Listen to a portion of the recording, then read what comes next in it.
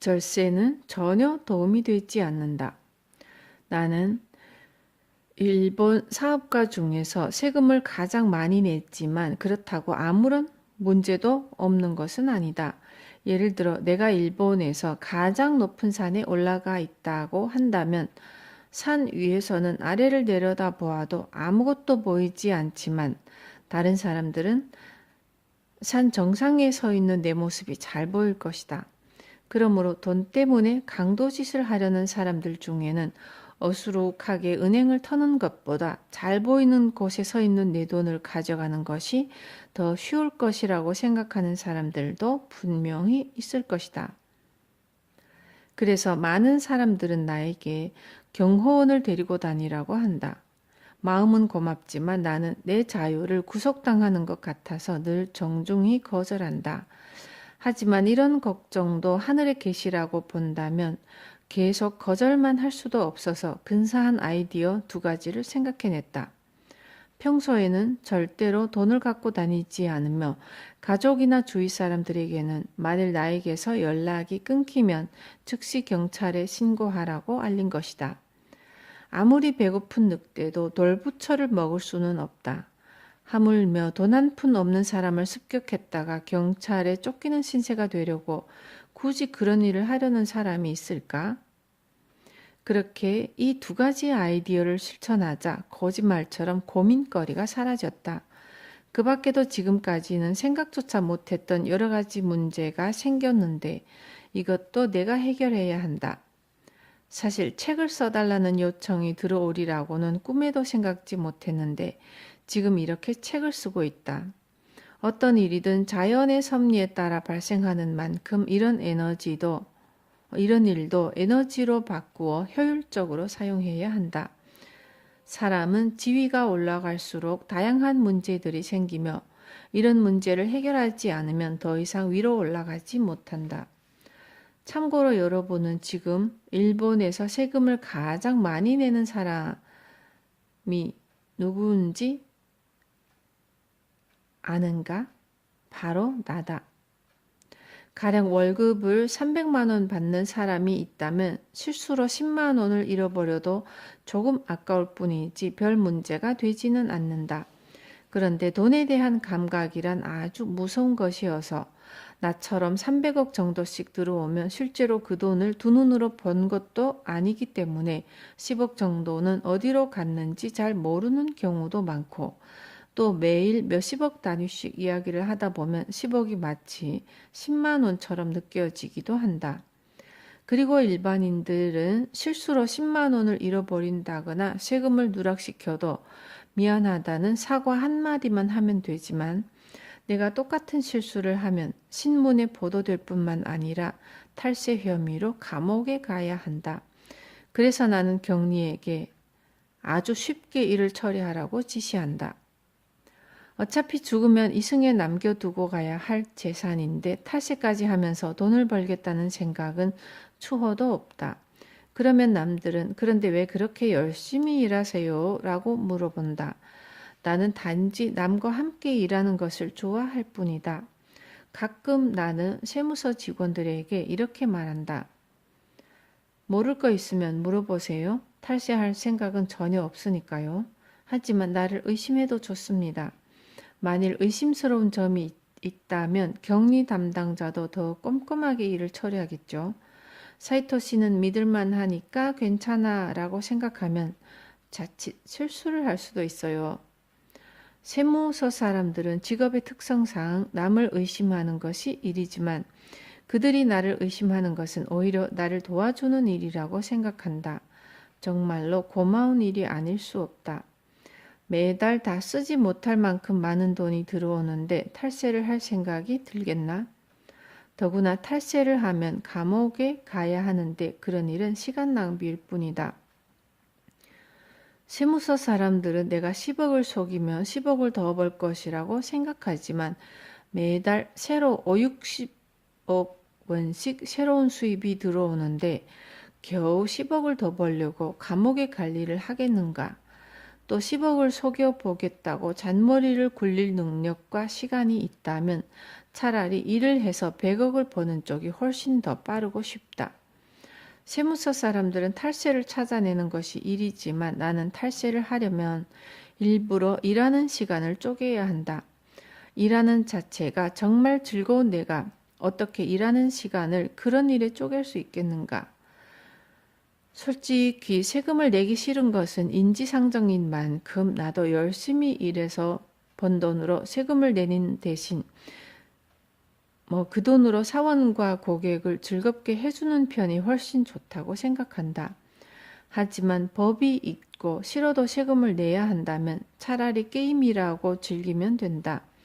이렇게 즐긴다면 눈앞에 있는 문제도 가볍게 해결될 것이다.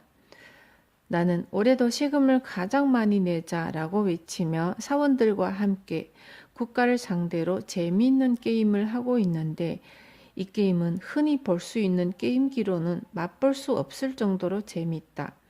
더구나 이렇게 즐겁게 돈을 벌어 세금을 내고 그 돈으로 다른 사람들이 행복해진다면 내 마음도 훨씬 풍요로워진다.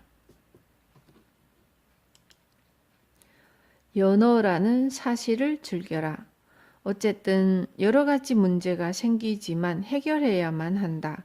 하지만 대부분의 사람들은 금세 실증을 느낀다. 이 정도면 됐어. 어차피 돈을 더 번다고 해도 평생 다 쓰지 못할 테고 더구나 세무서에 빼앗기기는 더욱 싫어. 라고 말한다. 또 세금을 많이 냈다고 해서 세상 사람들로부터 칭찬을 받는 것도 아니며 오히려 시샘을 받는 경우가 많다. 세금을 낸다는 것은 좋은 일인데도 왜 내가 시샘의 대상이 되어야만 하지? 라는 생각을 하며 일하는 사람은 이내 그 즐거움을 잊고 말기에 대부분 그만두는 것이다. 사고방식이 아주 긍정적이지 않으면 이 문제를 해결하기 힘들다. 하지만 일단 성공을 향해 달리기 시작했다면 절대로 중간에 멈춰서서는 안 된다. 사실 이 세상에는 나보다 능력이 훨씬 뛰어난 사람들이 많지만 그들은 잡다한 일에 시달리는 것이 싫어서 골프나 그 밖의 놀이에 더 심취해 있을 뿐이다. 사람이 정상에 올라서면 주변 사람들의 반감만 심해진다. 에베레스트 산 정상도 마찬가지여서 모두 정상을 향해 올라가지만 정상에는 바위덩어리만 있을 뿐이다. 하지만 거기에는 정상을 올라간 사람만이 맛볼 수 있는 쾌감이 있다. 연어는 자신이 하천을 따라 거슬러 올라가는 이유는 모르지만 하천을 다 거슬러 올라갔을 때 말로 표현할 수 없는 쾌감을 느낄 것이며 이 느낌 역시 연어밖에 모른다. 이 세상에는 사람을 기쁘게 하고 즐겁게 보낼 수 있는 일이 아주 많지만 사람에게 영원히 변하지 않는 즐거움은 단 하나밖에 없다. 인간은 단계를 올라갈수록 기뻐하도록 입력된 동물이므로 자신의 한계를 극복했을 때와 이를 위해 투자했을 때 바로 그곳에서 변하지 않는 즐거움을 느끼게 된다. 원숭이나 사람 모두 영장요인만큼 원숭이도 바나나만 먹을 생각하지 말고 주판 정도라도 배워보면 좋겠지만 손에 주판조차 잡아보려 하지 않는다. 원숭이들은 한 단계 더 향상됐을 때 느끼는 기쁨을 모르도록 입력되어 있기 때문에 그것은 당연한 일이다. 오로지 인간만이 한 단계 더 향상됐을 때의 기쁨을 맛볼 수 있도록 입력되었다. 하지만 안타깝게도 대부분 이 즐거움을 빼앗긴 채 살아가고 있다. 이 기쁨을 안다면 인생을 즐겁게 살아갈 수 있으며 이 기쁨은 그 누구도 빼앗을 수 없는 것이다. 나는 한계를 초월하기 위해 일을 하며 나의 한계를 극복하면 바로 그 위에 있는 또 다른 한계를 극복하고 싶어진다. 따라서 나와 같은 사람은 연어의 삶을 즐길 수 없다.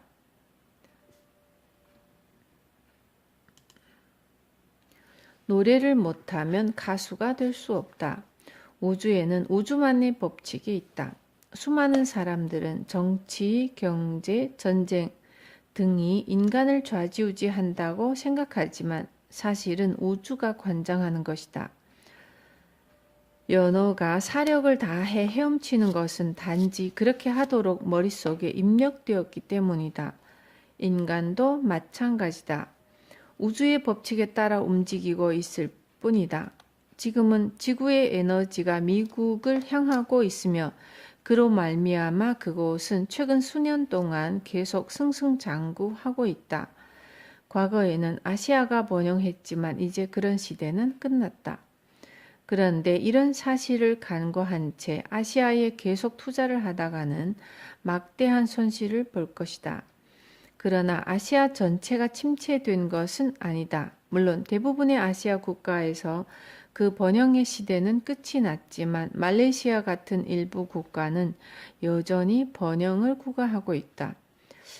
한편 아주 먼 옛날에는 유럽이 패권을 쥐었지만 지금은 침체 양상을 보이고 있다. 일본도 마찬가지다. 전체적으로 볼 때 대부분의 회사는 불황에 빠져 있지만 그 가운데서도 비록 소수이기는 하나 경기가 좋은 회사도 있다. 요컨대 업계, 국내, 세계적인 측면에서 볼 때 내부적으로 능력의 차이가 생기기 시작했다. 이제는 모두 함께 손을 잡고 똑같이 앞으로 나아가는 시절은 막을 내렸다. 잠시 일본 땅값이 급등한 원인을 살펴보면 그 원인이 단 하나라는 사실을 알 수 있다. 미국이 경제 불황을 맞고 있을 때 세계는 일본에 주목했다. 그들은 일본에 투자를 했고 이 때문에 세계 금융이 양극으로 갈라지게 되었다. 이때 사람들은 미국과 일본의 세계 금융기관이 한 개씩 있으면 돈이 잘 돌아갈 수 있으리라 생각했다. 그래서 전 세계 기업인들이 도쿄로 몰려들었고 땅이 비좁은 일본에서는 도쿄뿐 아니라 지방까지 땅값이 올랐다. 그런데 일본이라는 나라는 원래 경제 음치다. 알다시피 음치는 절대 가수가 될 수 없다. 아무리 부모가 부자고 음악적인 환경이 잘 갖추어졌다고 해도 본인이 노래를 못하면 가수가 될 수 없다. 이와 마찬가지로 경제 음치인 나라는 세계 경제의 중심이 될 수 없다. 경제 음치는 방향 또한 음치라서 일본은 집적된 금융 에너지를 낭비하고 말았다. 땅값에 비상식적일 정도로 높은 세금을 부과하여 경기를 냉각시켜버리고 만 것이다. 그러나 이와 같은 거품 경기로 손해를 본 사람은 한 명도 없다. 카바레에 다니는 여자나 택시 기사조차 득을 봤으면 봤지 결코 손해를 보지 않았고 거품 경기의 혜택을 직접 받지 못한 노인조차도 충분히 연금을 받았으며 한 달에 1,000엔 정도면 병원에도 갈 수 있었다. 만약 거품 경기로 손해를 보았다면 그것은 거품이 꺼지면서 땅값이 떨어졌기 때문이다. 관료와 정치가들이 이 거품을 터뜨렸다. 이들은 땅과 주식 등 노동 이외의 수단으로 돈을 버는 경우에는 뭐든지 세금을 부과했다. 이 현상을 잘 생각해 보면 그들이 그렇게 돈을 버는 사람들에게 질투를 느낀 것은 아니었을까 하는 의심이 들 정도이다. 질투심은 사람을 잘 살게 만들지 못하기 때문에 국가에도 악영향을 미친다. 이는 자본주의를 적이라고 생각한 공산주의 국가를 보면 알 수 있다. 하지만 잘 생각해보자. 직원 10,000명을 거느린 경영자를 망하게 만들면 그 직원과 가족들, 나아가서는 나라까지 망하게 된다. 황금알을 낳는 닭을 기르는 사람이 있었는데 이 사람은 매일매일 황금알을 하나씩 낳는 닭 덕분에 그 알을 팔아서 매우 풍족하게 살 수 있었다. 그런데 이 사람을 시기하는 사람이 어느 날 이 닭의 뱃속에는 황금알이 수없이 들어있을 것이야 라고 생각했고 닭을 죽인 뒤 배를 갈랐지만 뱃속에는 황금알이 없었고 닭만 죽고 말았다. 황금알도 없고 닭도 죽은 이 현실이 바로 현재 공산주의 국가의 상황이다. 온 나라가 남을 질투하는 마음으로 꽉 차 있다면 그 나라는 어떻게 되겠는가? 어째서 일본은 이렇게 잘 사는데도 가난한 소리를 들어야 하는가? 바로 일본인들의 생각이 너무 째째하기 때문이다. 부자는 새 집을 짓고 외제차를 타면서 돈을 써야 한다. 부자가 이렇게 해야만 돈이 돌고 돌아서 일본을 윤택하게 만드는 것이다. 그런데 가난한 사람들은 우리도 못 쓰니까 너희도 쓰면 안 돼 하며 부자들이 돈을 못 쓰게 만들었고 결국 돈은 멈춤 상태로 만들어졌다. 물론 돈이 멈춤 상태로 된 것은 가난한 사람의 탓만은 아니다. 어떤 부자들은 세금을 내기 싫다 하며 무조건 돈을 쌓아두기 때문이기도 하다. 어차피 인간은 맨몸으로 태어났기에 이 세상을 떠날 때는 아무것도 가져가는 것이 없다. 하다못해 내 몸뚱이조차 세상에 남겨두어야 한다. 따라서 세금을 아낀다고 골머리를 앓는 쓸데없는 짓은 하지 말도록 하자. 내 주위의 사람들은 사업에 성공해서 번 돈으로 절대로 땅은 사지 않겠다는 내 생각을 이해하지 못했다. 나는 그런 사람들에게 어차피 죽으면 저 세상에 아무것도 가져갈 수 없습니다. 라고 말하곤 한다.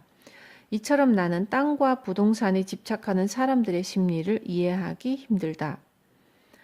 땅 위에는 하늘이 있으며 나는 이런 땅과 하늘을 사고 파는 일에 의미를 느끼지 못한다. 그럴 바에는 차라리 보석을 사는 편이 낫다.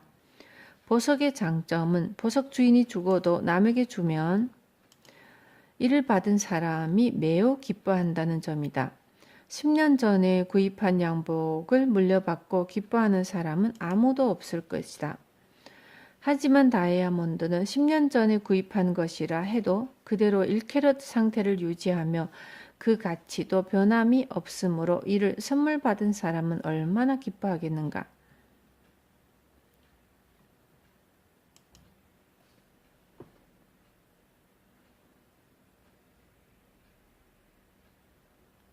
추우면 두껍게 입는 것이 우주의 법칙이다.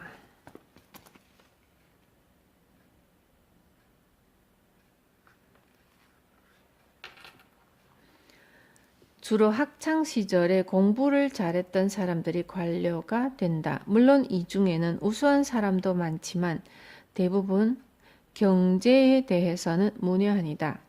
이들이 경제라고 말하는 것은 분명 주식이나 토지 매매를 포함한 인간의 거의 모든 활동을 뜻하는데 어째서 일하지 않고 다른 방법으로 수입을 얻는 것을 불로소득이라며 경원시하는 것일까? 홍콩에서 만약 주식을 사도 세금을 내지 않아도 된다면 누구나 홍콩에서 주식을 살 것이고 그렇게 되면 일본에 있던 돈은 모두 빠져나갈 것이다.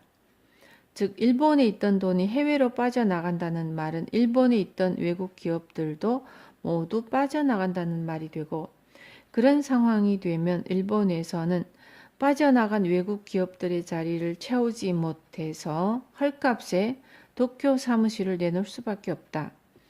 그래서 땅값이 떨어지게 되는데 그것이 수도권에만 한정된 것이라면 괜찮지만 지방까지 그 영향을 받게 된다.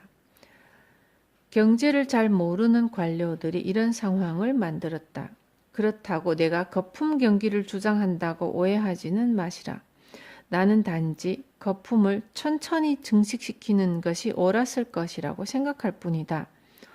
이미 우리가 경험했듯이 갑자기 거품이 터지면 불황이 온다는 것을 알 수 있는 상황에서 무턱대고 거품을 붕괴한 뒤에 설마 이렇게까지 심할 줄은 몰랐어요 라고 말하는 관료를 보고 있자니 그저 기가 막힐 뿐이다.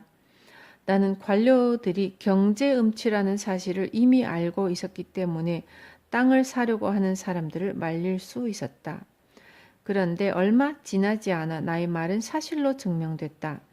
다른 사람들은 내게 선견지명이 있다는 소리를 했지만 처음부터 그런 것은 없었다. 단지 음치는 가수가 될 수 없다는 지극히 평범한 사실을 알고 있었을 뿐이다. 일본이 잘 살게 된 이유는 일본 경제가 훌륭하여 그런 것이 아니라 단지 일본인들이 열심히 일했기 때문이다. 하지만 열심히 일만 한다고 해서 돈이 순환되는 것이 아니다. 돈이 순환되기 위해서는 경제가 활발하게 돌아가야 하며 이러한 돈의 흐름을 관장하지 못하면 세계 경제 역시 따라잡을 수 없다. 아무리 우수한 조건과 인재와 컴퓨터를 갖추고 있다 해도 경제는 발전하지 않는다. 실제로 일본 경제는 지금 침체의 늪으로 빠져들었다. 이런 결과가 나타난 것은 당연한 일이다. 일본은 경제를 모르는데 어떻게 계속 돈을 벌 수 있겠는가? 그러니 경제를 아는 미국에게 다시 돌아갈 수밖에 없다. 바야흐로 능력 있는 국가나 기업 또는 개인이 정당한 평가를 받을 때가 됐다. 저 사람은 유능하니까 대접을 받아야 해 라는 생각이 바탕으로 자리 잡혀 있어야 한다. 아무 생각 없이 회사에 들어와서 자리만 차지하고 있는 사람이 월급을 받아가는 시절은 이미 지나갔고 근무 시간에 회사에 있었다는 이유만으로 당연하게 월급을 받던 시대는 이미 끝났다. 지금까지 일본 기업인과 직장인들은 따뜻한 온대 지방을 달려왔지만 언제까지나 계속 그것만 달릴 것이라고 생각한다면 큰 오산이다.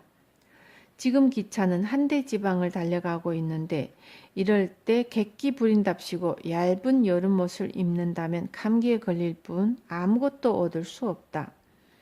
날씨가 추워지면 당연히 난방기구를 찾아서 겨울 준비를 해야 한다.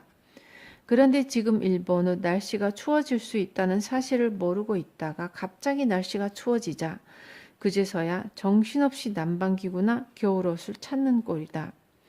그나마 그것을 찾았거나 찾고 있는 사람은 다행이지만 이런 일조차 제대로 못하는 사람은 얼어 죽을 수밖에 없다. 시대의 흐름에 역행하는 일을 한다면 기업과 개인 모두 잘 살 수가 없다. 그래서 우주의 법칙을 따라야 하는 것이다. 우주의 법칙을 알면 시대의 흐름을 읽는 것이 어려운 일이 아니다. 이 법칙은 사실 매우 간단하다. 팁. 지금 기차는 한대 지방을 달려가고 있는데 이럴 때 객기 부린답시고 얇은 여름옷을 입는다면 감기에 걸릴 뿐 아무것도 얻을 수 없다. 사람은 빠른 것을 원한다. 인간은 우주의 법칙에 따라 움직인다. 따라서 이 법칙을 거스르는 사람은 감기에 걸리거나 부상을 당해 고생한다. 또 이 법칙 중에 여러분이 알아야 할 만한 한 가지가 이 법칙 중에 여러분이 알아야 할 한 가지 사실이 있다. 바로 사람들은 빠른 것을 원한다는 것이다. 옛날에는 서울에서 대구까지 걸어가는데 며칠씩이나 걸렸지만 시간이 흘러 기차가 등장하면서 단 하루 만에 갈 수 있게 된다. 그리고 이제는 KTX를 타고 1시간 30분이면 갈 수 있게 되었다. 그런데도 사람들은 이보다 더 빨리 1시간 만에 가고 싶어 한다.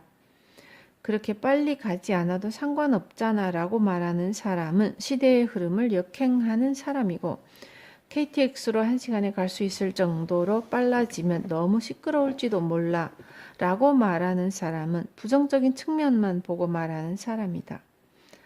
서울에서 대구까지 1시간 만에 조용히 갈 수 있는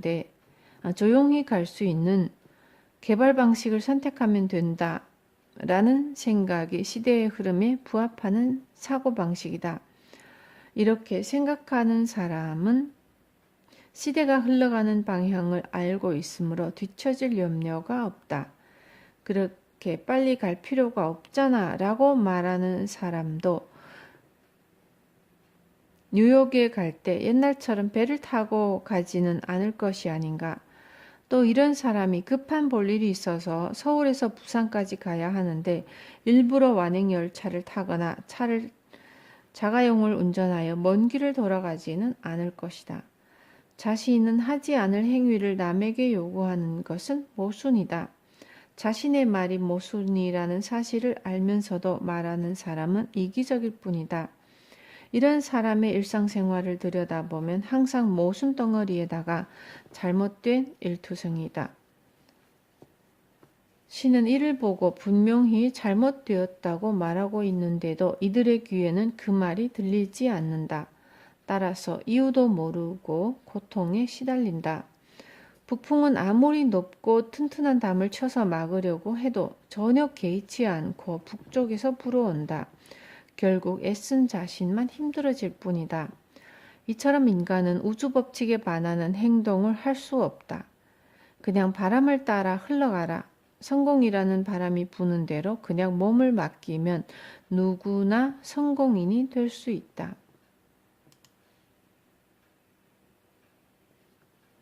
고객을 기다리게 하는 것도 서비스.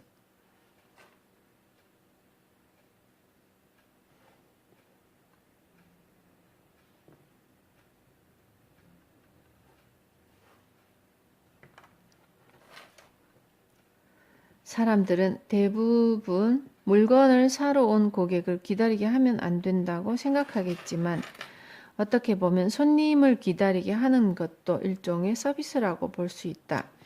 보통 남의 집에 갈 때 달랑 과자 2개를 사들고 가야 한다면 아마 쑥스러워서 발길이 떨어지지 않을 것이다.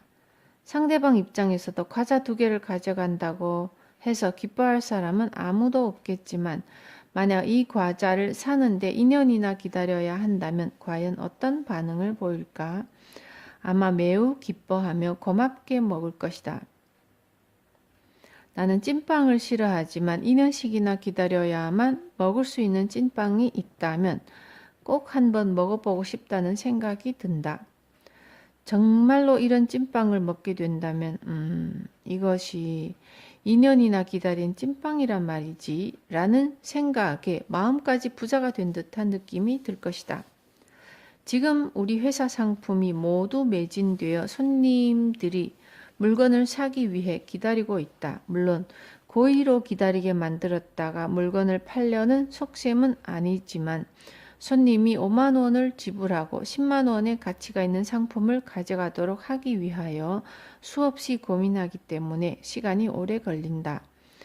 또 우리가 만드는 상품에 사용하는 한방약은 품질이 매우 다양하지만 손님에게 2배의 가치를 느끼게 해줄 좋은 한방약만 사용한다. 좋은 한방약이란 자연에서 자라는 식물이 주재료이므로 1년에 한 번밖에 수확할 수 없다. 따라서 자연히 한정 판매를 할 수밖에 없는 것이다. 그런데 만약 고객들이 눈치채지 못하도록 품질을 한 단계 낮춰서 대량 생산한다면 우리 회사는 수백억 원의 이익을 남길 수 있을 테지만 절대 그런 방식으로 판매할 수는 없다. 그런 방식으로 물건을 판매한다면 결코 고객들을 만족시킬 수 없기 때문에 차라리 수백억 원의 손실을 본다 하더라도 고객을 만족시키는 제품을 제공하는 것이 결과적으로 더 이익인 것이다. 고객을 기다리게 하는 것이 결국 나쁜 것만은 아니다. 그런데 무조건 기다리게 하면 안 된다 라고 생각하는 것이므로 안 좋은 일이 생길 수밖에 없는 것이다. 우리 집 근처에는 아주 맛있는 치즈케이크를 파는 가게가 있었는데 이 가게에는 항상 사람들이 줄을 서 있었다. 그런데 이 가게 주인은 고객들을 기다리게 해서는 안 된다는 생각에 설비를 확충하여 대량으로 치즈케이크를 생산하기 시작했다. 그런데 이렇게 대량 생산 체제로 바꾸고 난 후 고객들이 발길을 뚝 끊어버려 결국 가게도 문을 닫고 말았다. 그 가게의 치즈케이크는 고객들을 만족시키지 못했던 것이다. 이 가게는 치즈케이크의 맛보다 사기 위해 기다리는 고객들에게 만족감을 줄 수 있다는 부분이었는데 설비를 확충함으로써 결국 이 만족감을 빼앗은 결과가 되었다. 단지 그뿐이다. 우리 회사가 이처럼 성공한 것도 고객들이 5만 원을 내고 10만 원의 만족감을 얻을 수 있는 상품을 만들어냈기 때문이다. 사실 여러분 아주 좋은 상품이 있어요 라고 아무리 외쳐도 한방 같은 것은 믿을 것이 못 돼요 라고 외면한 사람도 있었다. 그런데 고객들이 이 상품을 사는데 며칠이나 걸렸어 라며 우리 상품을 자진해서 광고해주자 지금까지 외면했던 사람들도 구입하고 싶어 했다. 고객에게 좋은 상품을 제공해 만족감을 주려고 애쓰자. 신이 기다려야만 살 수 있는 제품이라는 매력을 준 것이다. 신이 내려준 매력은 반드시 고객에게 환원해야 한다. 즉, 우리는 신에게 받은 매력을 고객에게 돌려준 것뿐이다. 우리 상품을 구입한 고객이 모처럼 얻은 매력을 절대 빼앗으면 안 된다. 하지만 이처럼 기다리게 해도 좋은 곳은 특수한 물건을 판매하는 소매점에 한해서 적용되는 이야기이다.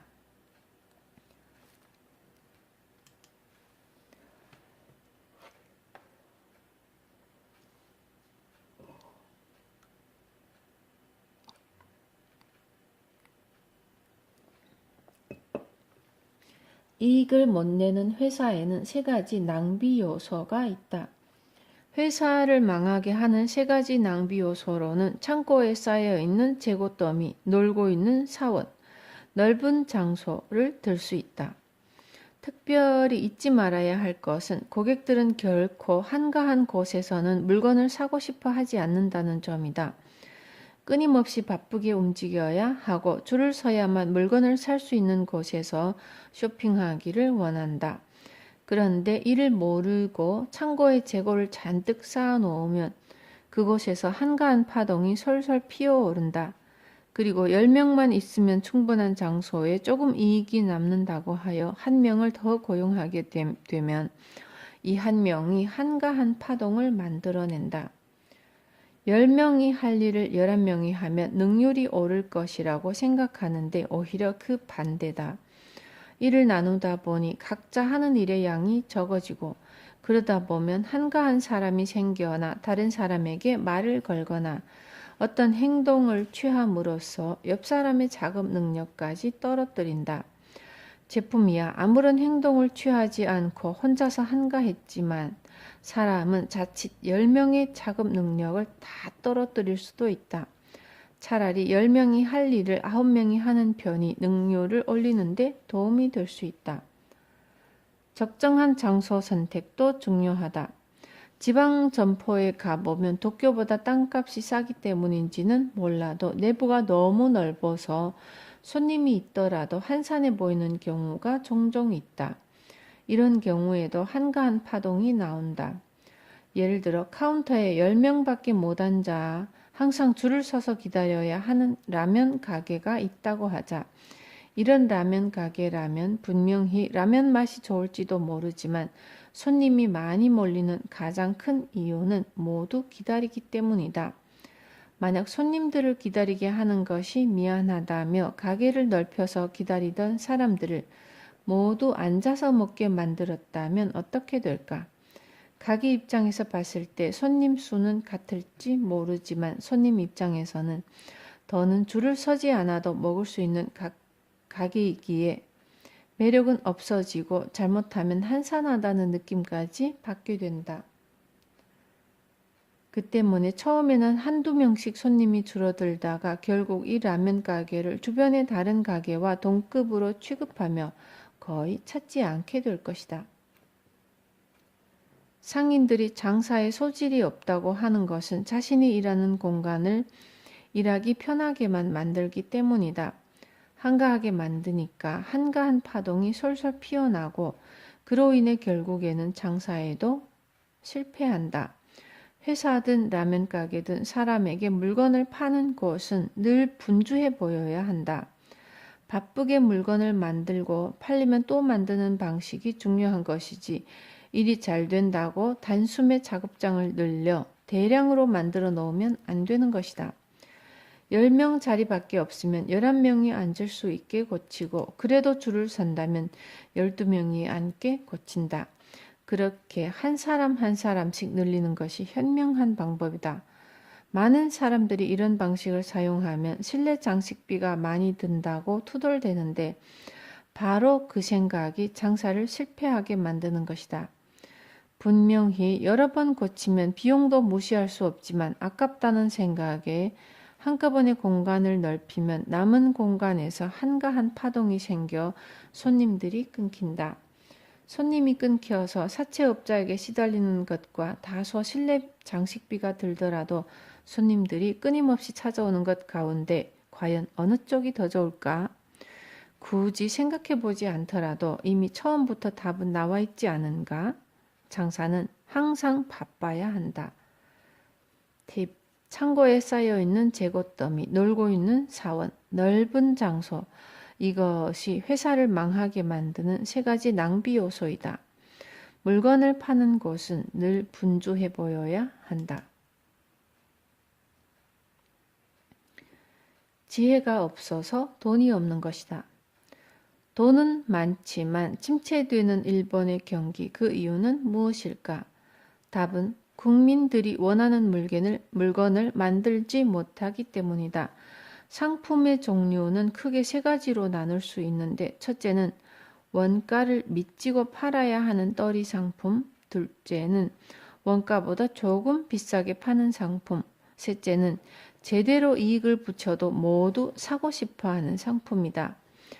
이 세 가지 중 어떤 상품을 만들어야 할지는 어린애도 잘 안다. 당연히 제대로 이익을 붙여도 모두 사고 싶어 하는 상품이다. 좋은 가죽으로 만들어서 저렴하게 판매하는 핸드백과 500만 원이나 하는 샤넬 핸드백 중에 소비자들은 어느 것에 더 만족할까? 10만 원짜리 핸드백이 샤넬 백보다 좋은 가죽으로 만든 제품이라고 해도 사람들은 500만 원이나 되는 샤넬 백을 더 갖고 싶어 한다. 사람은 엑셀과 브레이크가 반대로 장착되어 있다. 그래서 필요한 일에는 돈을 잘 쓰지 않지만 필요 없는 일에는 돈을 잘 쓴다. 예를 들어 구체적으로 알아보자. 우리에게는 반드시 필요한 것이 바로 의료와 교육이다. 지금까지 의료비 가운데 90%를 국가가 부담했는데 이를 10%로 줄이자 여기저기서 불만이 터져 나오기 시작했다. 의료비는 본인에게 정말 필요한 것인데도 그들은 정작 대가를 지불하려 하지 않는다.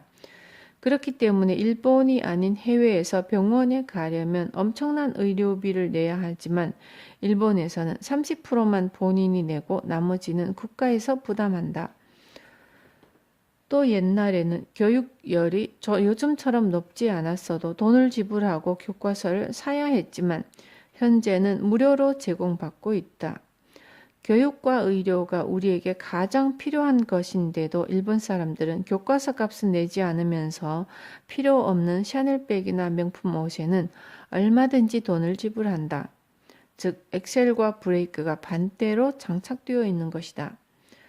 사람들은 자신에게 필요한 것보다 마음을 채워주는 상품을 더 선호하는 경향이 있다. 그렇다면 마음을 채워주는 상품이란 과연 어떤 상품일까? 바로 비싸고 좋은 상품이거나 싸지만 자주 품절되기 때문에 기다려야만 살 수 있는 상품이다. 따라서 상식을 뛰어넘는 지혜가 필요하지만 오해하지는 말자. 그저 상식만 뛰어넘을 뿐 일탈은 하지 않는다.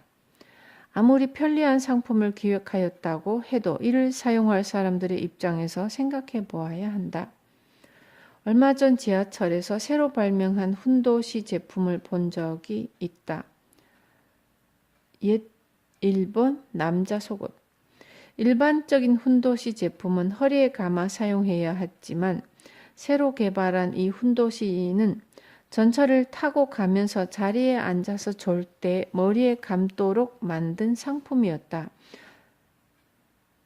이마에 끈을 감아 훈도시를 늘어뜨린 뒤 늘어진 부분에 잠자는 중이라는 문자와 땡땡역까지라는 행선지가 적혀 있었다. 이 훈도시는 타인에게 자는 모습을 보여주지 않아도 되며 다리를 벌리고 자도 속옷이 보이지 않고 행선지가 적혀 있어서 졸다가 역을 지나칠 염려도 없도록 고안한 상품이었다. 하지만 이 훈도시를 기꺼이 메고 전철을 타려는 사람이 과연 있을까? 이 상품은 획기적이고 편리하긴 하지만 상식을 벗어났기 때문에 절대로 팔리지 않는다. 상식을 뛰어넘는 지혜를 짜내 기획해야 한다고 해서 상식에서 벗어나는 것은 곤란하다. 그렇다면 상식을 뛰어넘는 지혜를 발휘하기 위해선 어떻게 해야 할까? 상품이란 누군가 구입해야 의미가 있는 만큼 먼저 고객의 심리를 분석해야 한다. 돼지 사료를 돼지가 먹는다고 사람의 심리를 몰라도 되는 것이 아니다. 사료는 돼지가 먹지만 사료 구입은 사람이 하는 것이기에 어떤 상품이든 사람의 심리를 제대로 파악하지 못한다면 팔 수 없다. 그래서 고객의 심리를 생각하며 상식 이상의 지혜를 짜내야 한다. 우리는 자금을 조달하지 못해서 회사나 가게가 망했다는 이야기를 자주 듣지만 정작 이들이 사업에 실패한 이유는 돈이 없어서가 아니다. 바로 지혜가 없기 때문이다. 지혜가 없으면 사람의 심리를 잘 파악할 수 없고 그러면 돈도 벌 수 없다. 이러니 당연히 사업에도 실패하지 않겠는가. 따라서 사업을 번창시키기 위해 가장 중요한 일은 지혜를 파내는 일이다.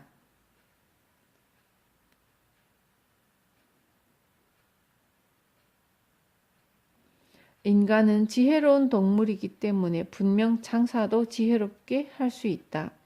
인류의 조상인 고릴라나 원숭이도 장사하는 법을 모르며 지구상에 있는 수억 종류의 동물 중 장사를 하는 동물은 사람밖에 없다.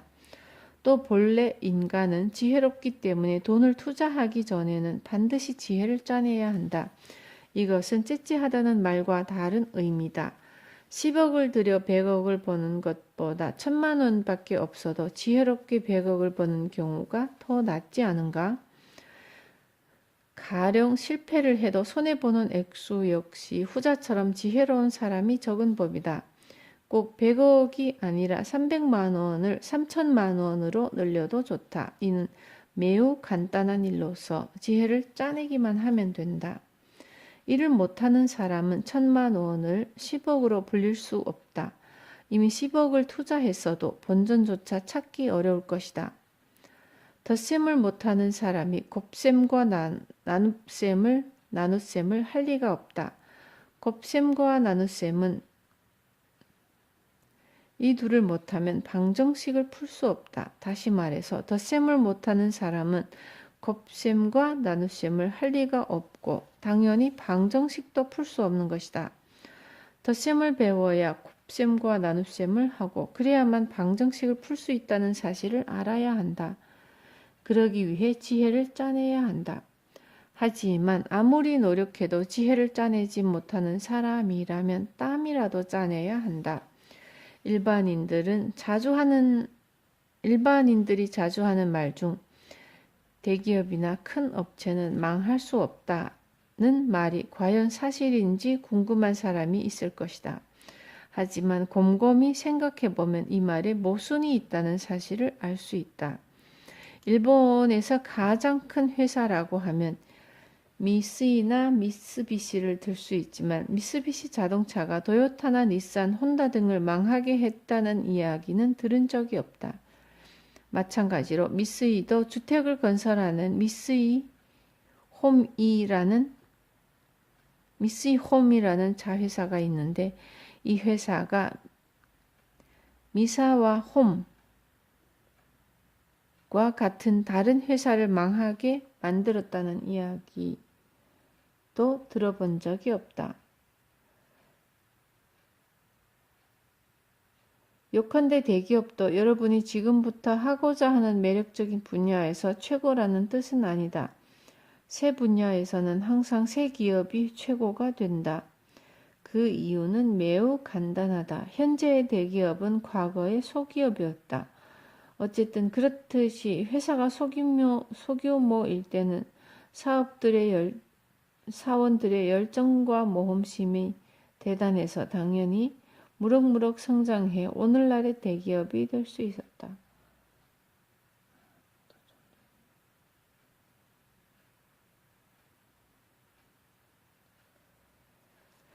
그런데 막상 대기업이 되자 들어오는 사람들은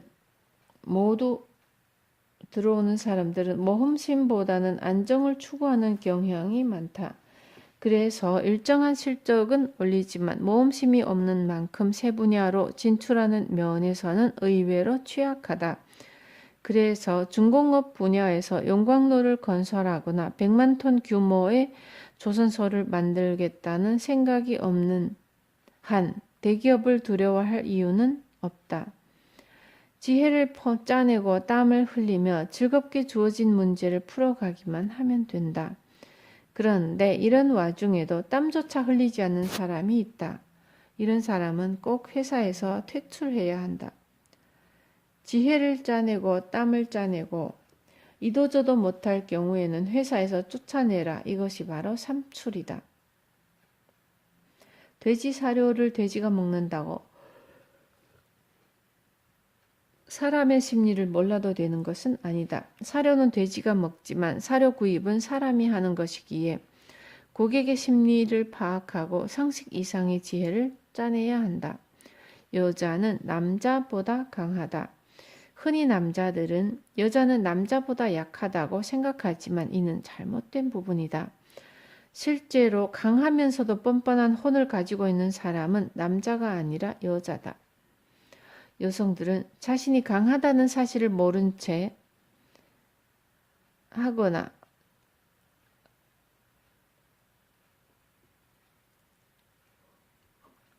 여성들은 자신이 강하다는 사실을 모른 채 하거나 실제로 모르는 경우가 많다. 그래서 늘 자신들이 약하다고 생각한다. 그런데 사실 우리가 강한 이유는 바로 강인한 여성들 덕분이다. 아무튼 다른 회사에 우수하고 강한 남성이 많이 모여 있어도 어차피 여성의 상대는 되지 못한다. 여성이 남성보다 강하다는 증거를 살펴보자. 일반적으로 여성은 시집을 가도 시집에서 한껏 위세를 과시하지만 남자들은 대릴 사위로 들어가면 장인은 물론 자기 아내에게조차 제대로 말대답을 하지 못한다. 또 여성의 뻔뻔함 정도는 이보다 더욱 심각하다. 아내들은 남편이 일해서 번 월급을 전부 가지고 오는 것이 당연하다고 생각하면서도 자신이 일해서 번 돈은 전부 자기 것이라고 생각한다. 가령 남편이 열심히 사업을 해서 100억이라는 자산을 모았고 그에게 새로운 애인이 생겨 아내에게 헤어져 달라고 하면 과연 행동을 할까? 나는 당신을 위해 전업주부로서 열심히 노력했으니까 당신의 재산 100억 가운데 절반을 받아야 해요. 게다가 당신은 내가 있는데도 바람을 피웠으니 나머지 반도 받아가야겠어요. 10억 모두 내놓고 나가세요. 라며 아무렇지 않게 말할 것이다.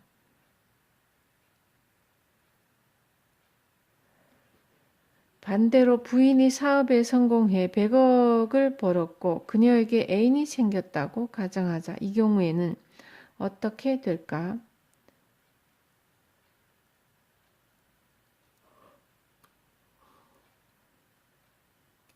아내가 열심히 일할 때 남편은 집에서 집안일을 했을 테고 따라서 이혼을 하려면 남편에게 재산의 절반을 준다고 해도 크게 잘못된 것이 아니다. 아니, 오히려 그렇게 하는 것이 당연하다. 그렇다면 과연 아내는 100억 중 절반을 남편에게 줬을까? 답은 no, no, no.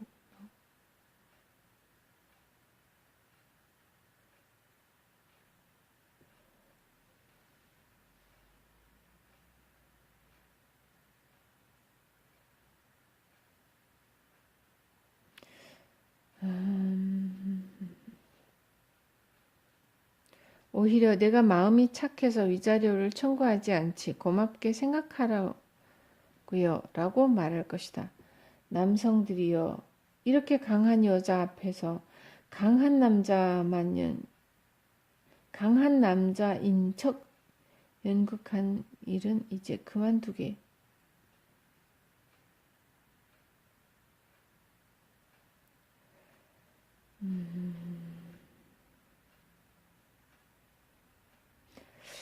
지금까지 여성들이 우리 같은 남성을 다 엉덩이까지 때려가며 기르지 않았는가?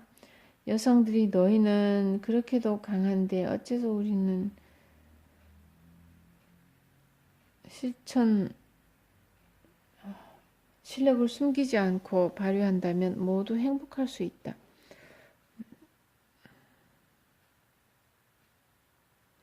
세상 사람들은 사이토 씨는 많은 여성을 부려서 사업이 성공했다고 하시는데 여성보다 약한 내가 어떻게 수만의 여성들을 성공한다고 하는데 여성보다 약한 내가 어떻게 수많은 여성을 부릴 수 있겠는가? 어떤 사람에게도 이런 일은 불가능하다. 나는 다만 강한 여성들이 강하게 살아갈 수 있는 지리를 제공했을 뿐이다. 아, 대박 졸려.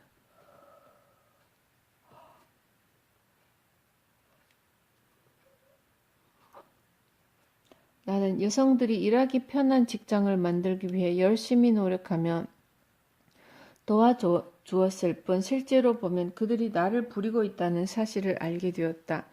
그래도 남성이 여성보다 강하다고 생각하는가? 만일 그렇게 생각하는 편이 행복하다면 그렇게 생각해도 상관없다.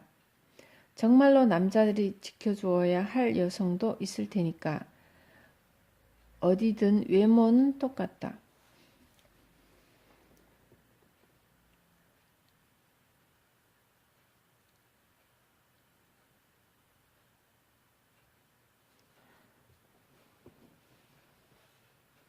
어디든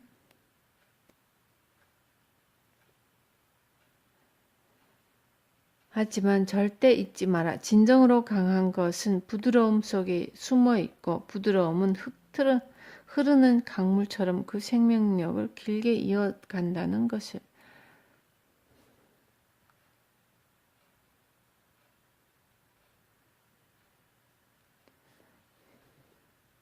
말미잘과 다랑어의 행복.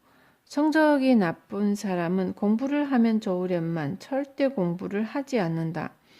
돈이 없는 사람은 부지런히 일을 하면 좋으려면 돈을 쓸 생각만 한다. 반대로 돈이 있는 사람은 돈을 잘 쓸 생각을 하면 좋으려면 어떻게 된 일인지 돈을 벌 생각만 한다. 어째서일까?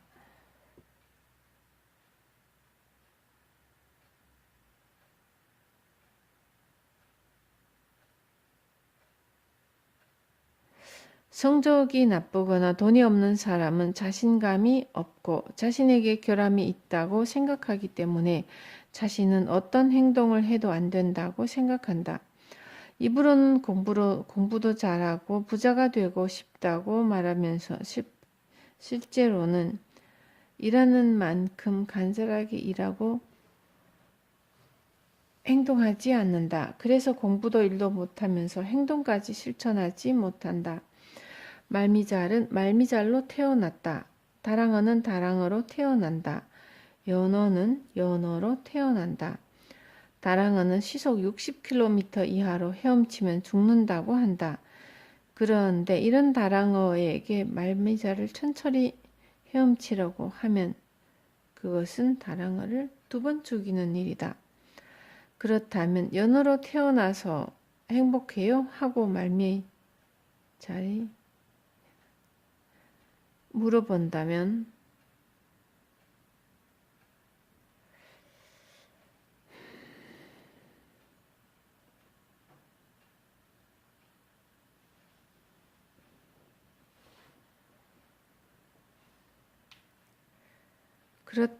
연어로 태어나서 행복하고 말미잘로 태어나서 불행하다고 할 수 있는가? 결코 그렇지 않다. 말미잘은 말미잘대로 행복하고 연어는 연어대로 행복하다. 그들 서로의 행복이 다른 것일 뿐 나름대로는 행복하다. 그들 서로의 행복이 다른 것일 뿐 나름대로는 행복하다. 말미잘에게 헤엄을 치라고 하니까 불쌍한 것이고 다랑어에게 말미잘처럼 가만히 있으라고 하니까 외로운 것이다.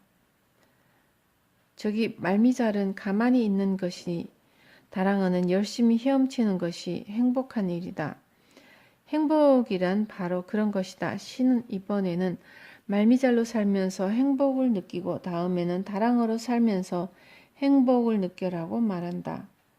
그래서 사람들은 다양한 형태로 살면서 행복을 느낄 수 있다.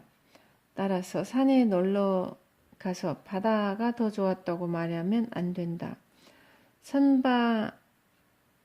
선택의 산에는 산만의 장점이 있고 바다에는 바다만의 장점이 있다. 그때그때 상황에 맞는 행복을 찾아내지 못한다면 사람은 결코 행복해질 수가 없다. 지금 자신이 일하는 회사에 앉아 열심히 일하지 않고 다른 회사면 쳐다보며 저 회사가 더 좋은데 라고 말하면 된다.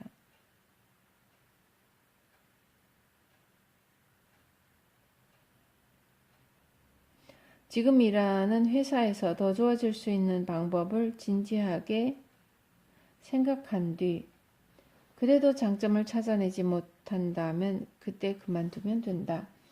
하지만 나는 지금 다니는 회사를 결코 그만둘 수 없어 라고 말한다면 회사가 아니라 자신에게 문제가 될 수 있는 것이다.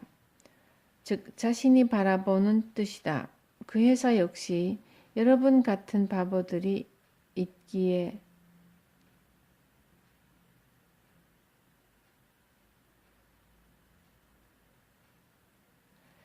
만일 여러분이 회사를 좋아하려고 굳이 애쓰지 않는다면 이야기는 달라진다. 하지만 회사에 공헌도 많이 하고 좋아하려고 노력도 했는데 회사는 전혀 달라지지 않다가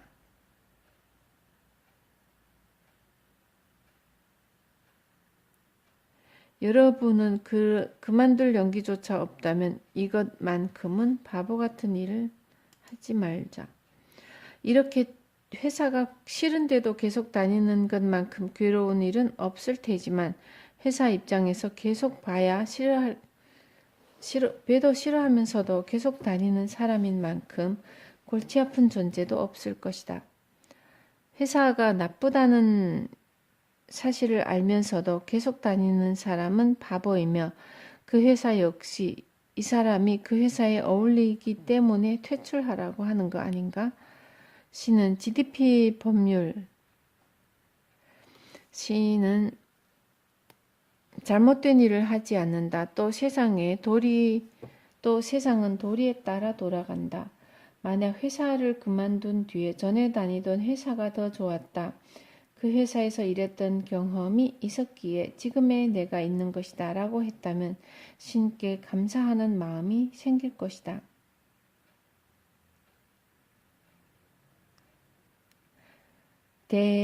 다랑어는 시속 60km 이하로 헤엄치면 죽는다. 이런 다랑어 말미잘처럼 천천히 헤엄치고 하면 이는 다랑어를 2번 죽이는 일이다. 말미잘은 가만히 있는 것이다. 다랑어는 열심히 채찍질하는 것이 행복이란 일이다. 행복이란 그런 것이다.